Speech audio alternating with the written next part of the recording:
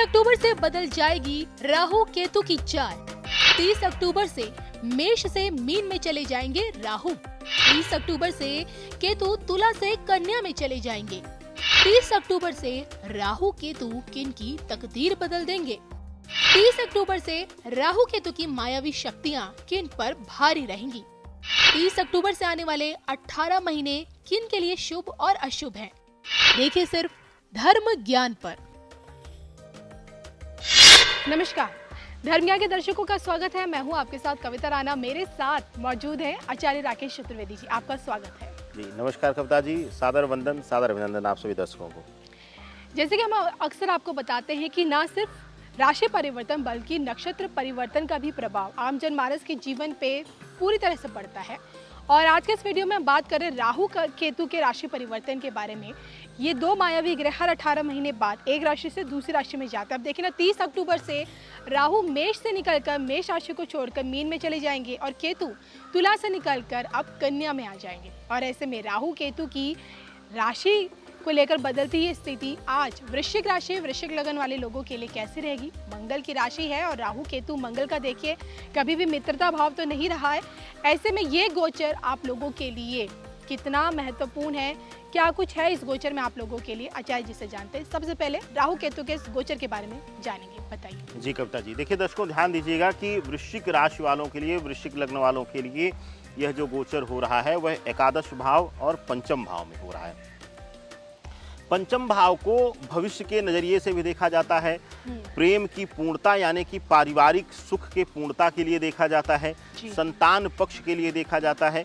इसी प्रकार से एकादश भाव को संबंध में पूर्णता और धन में पूर्णता, आर्थिक पूर्णता इस तरीके से देखा जाता है। तो ये जाहिर सी बात है, यह दोनों घरों में जहाँ बैठे हुए हैं यह हमारे जीवन के जड़ को प्रभावित करते हैं। तो ऐसे में वृश्चिक राशि वालों के लिए यह गोचर बहुत बड़ा गोचर है और एक लंबे समय से शनिदेव ने इन्हें संघर्ष कराया हुआ है। और अब राहु केतु का जो गोचर है वह थोड़ा सा इनके लिए अभी भी ऐसा ही माहौल देता है या ऐसा ही जो फलीभूत होता है कि अभी भी इनको जीवन में संघर्ष करना बाकी है। तो आपके लिए यह बहुत महत्वपूर्ण गोचर है और आपके लिए जानना भी बहुत जरूरी हो जाता है इस गोचर की फलित। और जानना इसलिए भी हो जाता है क्योंकि देखिए अब आप शनि के ढैया से भी गुजर रहे हैं वृश्चिक राशि वाले लोग। तो आइए राहु केतु का ये गोचर आपके स्वास्थ्य को कितना प्रभावित कर रहा है 18 महीनों तक, ये जान लेते पहले। देखिए कविता जी, पंचम भाव में राहु बैठे हुए हैं और यह संतान भाव का स्वामित्व करता है यह घर। तो ऐसे में देखा जाएगा कि वृश्चिक राशि और वृश्चिक लग्न वालों के लिए अपना स्वास्थ्य तो डामाडोल रहेगा ही, लेकिन अपने दर्द को भूल करके आपको सबसे ज्यादा जो पीड़ा मिलेगी वह पंचम भाव से, संतान पक्ष से, संतान भाव से पीड़ा मिलने का पूर्ण रूप से संकेत मिल रहा है। यानी कि आप अपने स्वास्थ्य से तो परेशान रहेंगे ही, खुद के स्वास्थ्य से पीड़ित रहेंगे ही रहेंगे, लेकिन उसके साथ साथ मानसिक दबाव आपको रहेगा अपने संतान पक्ष के स्वास्थ्य का और अपने संतान, अपने से लोगों से जुड़े हुए लोगों का स्वास्थ्य पीड़ा का। तो आपके लिए स्वास्थ्य के लिहाज से यह गोचर बिल्कुल सही नहीं है। सावधान रहें, अपनों का ख्याल रखें, अपना भी ख्याल रखें, यह आपके लिए जरूरी है कविता जी। अगर बात करें स्टूडेंट्स को लेकर तो विद्यार्थियों के लिए अब मौका है बाहर जाने का, पढ़ाई को लेकर एजुकेशन के पॉइंट ऑफ व्यू से कितनी सक्सेस अब इन्हें मिलेगी। देखिए वृश्चिक राशि वालों के लिए पंचम में राहु बैठे हैं। अगर आप विद्यार्थी हैं तो विदेश में जाना, विदेश के लिए प्रयास अगर आप कर रहे हैं तो आपके लिए शुभतापूर्ण है और विदेश यात्रा के लिए भी शुभ समय है।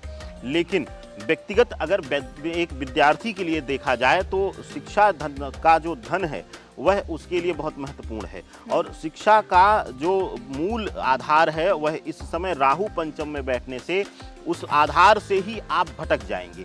यानी कि आपके अंदर भ्रम, भटकाव, गलत संगत का शिकार कराएगा। तो जिस उद्देश्य से आप विदेश जाएंगे या अपने घर से बाहर, देखिए विदेश योग को एक और कविता जी दर्शा लीजिएगा आप दर्शकों कि आप अपने मातृभूमि, जन्मभूमि से जब बाहर रहते हैं तो वह भी विदेश के समतुल्य ही फलित होता है। तो ऐसे में देखा जाएगा कि जो लोग घर से बाहर जाकर अध्ययन इत्यादि कर रहे हैं, जो विद्यार्थी, कन्या या जो है वह पुरुष वर्ग, उनके लिए देखा जाएगा कि भटकाव प्रबल रूप से उनके अंदर आएगा और गलत संगत, गलत लोगों के साथ इस 1.5 वर्ष में खूब उनका लगाव होगा, खूब मित्रता गलत लोगों से बढ़ेगी कविता जी। तो विद्यार्थी जीवन में थोड़ा सा संभलने की जरूरत वृश्चिक लग्न और वृश्चिक राशि वालों के लिए रहेगी कविता जी। अब अगर बात करेंगे निजी जीवन को लेकर तो वहाँ भूचाल आने वाला है या फिर थोड़ी बहुत खुशियाँ, मिठास बनी रहेगी रिश्तों में? देखिए, पंचम में राहु है और विशेष करके अगर देखा जाए तो इनके भाग्य स्थान पर दृष्टि है, और केतु के लिए अगर देखा जाए तो उनके पराक्रम भाव में दृष्टि पड़ रही है, पंचम दृष्टि, पूर्ण दृष्टि जो है। ऐसी स्थिति में यह देखने को मिलता है कि उनके व्यक्तिगत जीवन में कुछ न कुछ उथल पुथल रहती है, यानी कि व्यक्तिगत जीवन में सामंजस्य पूर्ण रूप से नहीं स्थापित हो पाता है। उसकी वजह से आपका व्यक्तिगत जीवन तो तबाह होता ही होता है और आपके अदर वर्क भी इससे इफेक्टेड रहते हैं। लेकिन यहाँ पर एक शुभता मिल रही है कि अगर बहुत ज़्यादा समस्या चल रही थी और एकदम से अलगाव की स्थिति आ गई थी, चाहे वह लव रिलेशनशिप हो, चाहे वह मैरिटल रिलेशनशिप हो, तो ऐसी स्थितियों में अब थोड़ा सा सुधार आ जाएगा, थोड़ी सी रिकवरी होगी। एक दूसरे के प्रति जो है वह भावनाओं के साथ ना सही, लेकिन फॉर्मेलिटी के लिए या समाज के डर से आप एक दूसरे के करीब और एक दूसरे को समझने का प्रयास जरूर करेंगे। चलिए आगे बढ़ते हैं और अब बात करते हैं आपकी प्रोफेशनल लाइफ को लेकर। काम, कारोबार, नौकरी पेशा वाले लोगों के लिए आने वाला ये समय, राहु केतु का ये गोचर आपको कितने मौके देगा आगे बढ़ने के लिए, तरक्की के लिए? देखिए, कार्य के लिहाज से देखा जाए तो यह जो समय काल है, यह नौकरी पेशा लोगों के लिए थोड़ा सा संघर्षरत रहने की जरूरत रहेगी। और संघर्ष भी कैसा कि जिस एफर्ट से, जिस कार्य में आप अपना पूरा एफर्ट्स देंगे, वो आपके काम की वैल्यू आपके सहयोगी, आपके वरिष्ठ नहीं समझेंगे। उसकी वजह से आपके अंदर एक हीन भावना जनरेट होगी, या कह लीजिए कि अपने आप से, एक अपने कार्य से, अपनी काबिलियत से थोड़ा सा आप नेगेटिव होना शुरू हो जाएंगे और अपना आप 100% नहीं दे पाएंगे। तो जो है उस सफलता के बीच में थोड़ा सा एक डिस्टेंस आएगा, दूरी बनेगी। ऐसा नहीं कि आप हासिल नहीं कर पाएंगे, लेकिन प्रोफेशनली इस समय दूरी बनेगी। और इसके साथ ही व्यापारी बंधुओं के लिए इस समय अगर मोटा पैसा कहीं लगाते हैं, कहीं पे इन्वेस्टमेंट करते हैं, तो वह पैसा विवादित हो सकता है, फंस सकता है, या फिर वहां कोई बड़ा लॉस आपका इंतजार करता हुआ दिखाई दे रहा है। तो इस समय थोड़ा सा संयमित होकर जिस स्थिति में है उसी स्थिति को बढ़ाने में और अपने आप को संजोने में समय दीजिए तो ज़्यादा बेहतर होगा। चलिए, इसी के साथ बस आर्थिक पक्ष इनका क्या कहता है, फटाफट से ये जानना चाहूंगी। जी कविता जी, देखिए, आर्थिक पक्ष के लिए एकादश भाव में केतु बैठा हुआ है और पंचम में राहु। तो ऐसी स्थितियों में देखा गया है कि परिवार के सदस्य, परिवार के लोग या अपनी ही संतान जो है वह अतिव्ययी हो जाती है, और उनके शौक पूरा करते करते हम अधिक से ज़्यादा, हमें लगता है कि अपनी काबिलियत से ज़्यादा अपने धन संपदा के अनुसार ज़्यादा कर्ज इत्यादि ले लेते हैं। तो ऐसी स्थितियों में आर्थिक संकट का स्थिति आ जाती है। तो वृश्चिक राशि वालों के लिए भी आर्थिक स्थिति बहुत अच्छी इस समय नहीं रहेगी। आर्थिक रूप से पीड़ित रहेंगे, आप परेशान रहेंगे। कविता जी, छोटी सी सलाह। देखिए, एकादश भाव में केतु है और पंचम में राहु।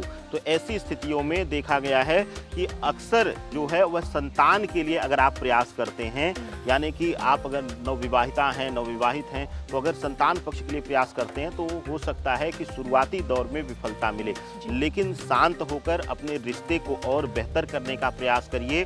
और यह जो 1.5 वर्ष है थोड़ा सा मानसिक तनाव देगा, लेकिन अपने आप को स्टेबल करिए, शांत करिए, जरूर आपको उसका फल मिलेगा। कविता जी, चलिए हम दोनों को दीजिए इजाजत। नमस्कार।